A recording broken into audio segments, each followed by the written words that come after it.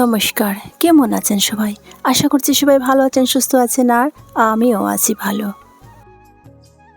আসাম থেকে আমি সীমা, টিডিএস ব্লগে আপনাদের সবাইকে স্বাগত আর অনেক অনেক ভালোবাসা জানিয়ে আমার আজকের ব্লগটি শুরু করলাম।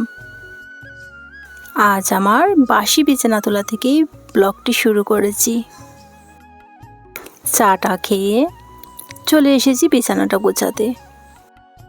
তার আগে আমার অন্যান্য কাজ সব কিছু শেষ করে নিয়েছি।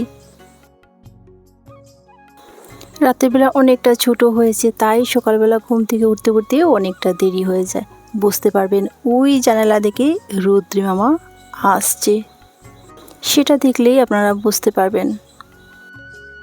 কি আর বলবো, সকাল 6টা বাজতেই মনে হয় যেন অনেকটা রুদ্রু মামা উঠে যায়।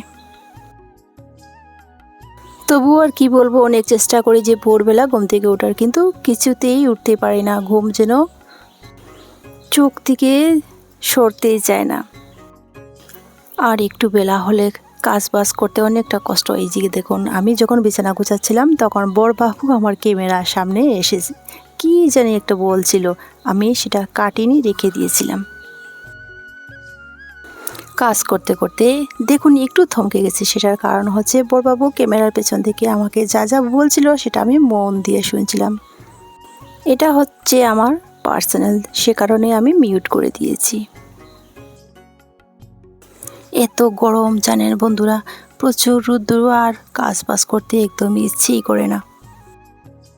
কিন্তু কি আর করব, আমরা তো গৃহবধূ, আমাদের প্রতিদিনের যা যা কাজ সংসারে সব কিছু তো করতেই হবে, গরম হোক, বৃষ্টি হোক আর রোদ যাই হোক না কেন। বিছানাটা গুছিয়ে নেওয়ার পর একটু ভালো করে টানটুন করে দিচ্ছি। যদি বিছানার উপর ছোট ছোট ধুলি কোনা থাকে সেগুলো পড়ে যাবে, আর বিছানাটা টান টান হয়ে গেলেও দেখতে একটু ভালো লাগবে। তাই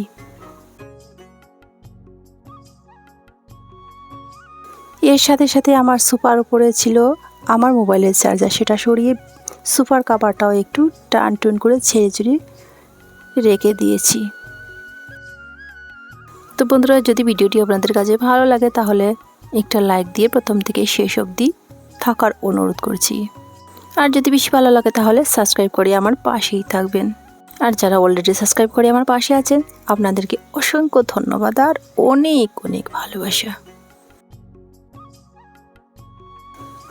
এরপর অফ ক্যামেরাতে আমি ঘরটা ভালো করে ঝাড় দিয়ে ঘরটাও মুছে নিচ্ছি। আর আমি ঘরটা হাত দিয়ে মুছেছি কেন না, আমার কোমরে কবু ব্যথা, তাই ইচ্ছে করে আমি মাঝে মধ্যে হাত দিয়ে ঘরটা মুছি, যাতে এই কাজের সাথে আমার একটু ব্যায়ামটা হয়। তাই জানি না কিসের কারণে, হয়তো হতে পারে আমার আগে তো 2বার সিজার হয়েছিল, সে কারণে হয়তো হতে পারে কোমরে ব্যথা একমাত্র কারণ।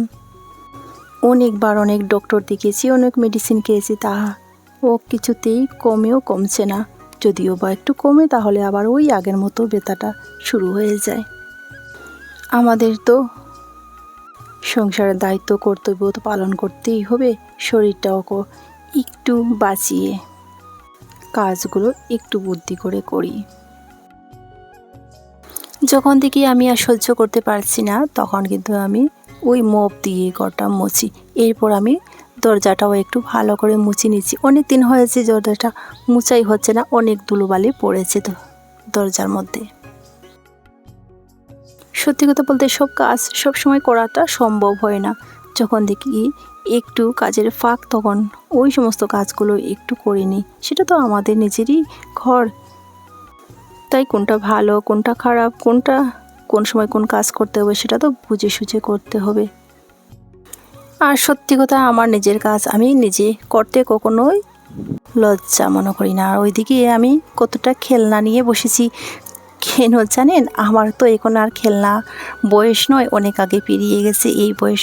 এটা হচ্ছে আমার ছেলে ছোটোবেলা স্মৃতি। যখন আমার ছেলে খুবই ছোট ছিল তখন ওই সমস্ত খেলনা দিয়ে বসে খেলতো। একটা সময় খুবই দুষ্ট ছিল ছেলেটা, তখন আমি ওই খেলনাগুলো দিয়ে বসিয়ে রাখতাম। এখন তো অনেক বড় হয়ে গেছে, তবুও আমি ওই খেলনাগুলো অনেক যত্ন করে মাঝে মধ্যে মুছে টুচে রাখি। এইগুলোতে ব্যাটারি এখন নেই, যদি ব্যাটারি থাকতো তাহলে খুবই সুন্দর এগুলো চালানো যেত, খুব সুন্দর ওইগুলো দিয়ে আমার বাবুটা বসে খেলতো। তাই ও তো বড় হয়ে গেছে, তাই ওর স্মৃতিগুলো আমি খুব যত্ন সহকারে রাখছি। শুধু এইগুলো নয়, আরও অনেকই খেলনা আছে, তবে ও খেলনাগুলো কোনো দিনই ভাঙচুর করতো না, খুবই যত্ন করে রাখতো। এটা ছিল ওর একটা খুব সুন্দর ভালো একটা স্বভাব। আজ এইগুলো ছিল বলে আমি ঘর সাজানোর কাজে ব্যবহার করছি।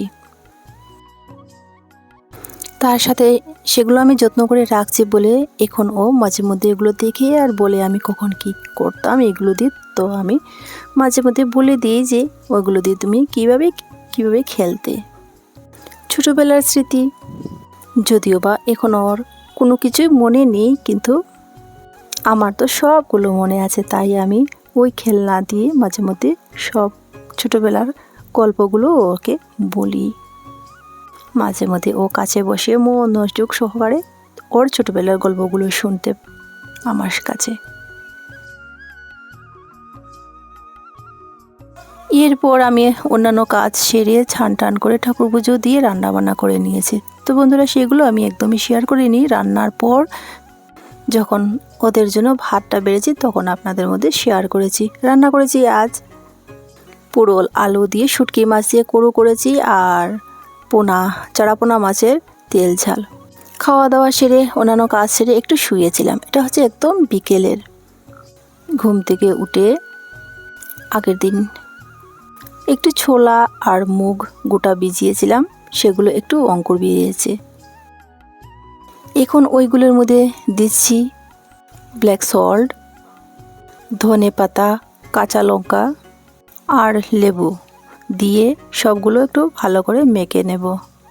তবে ছেলে বলেছে ওর জন্য পাঁপড় ভাজা করতে। ও আবার পাঁপড়ের সাথে আবার কাঁচা পেঁয়াজ দিয়ে খাবে, তাই এর সাথে সাথে আমি বড়বাবুর জন্য একটা আপেল কেটে নিয়েছি। এই যে দেখুন পাশে রাখাচ্ছে। কাঁচা ছোলা মুগ আমার তো ভালো লাগে, কিন্তু বড়বাবু এটা পছন্দ করে না।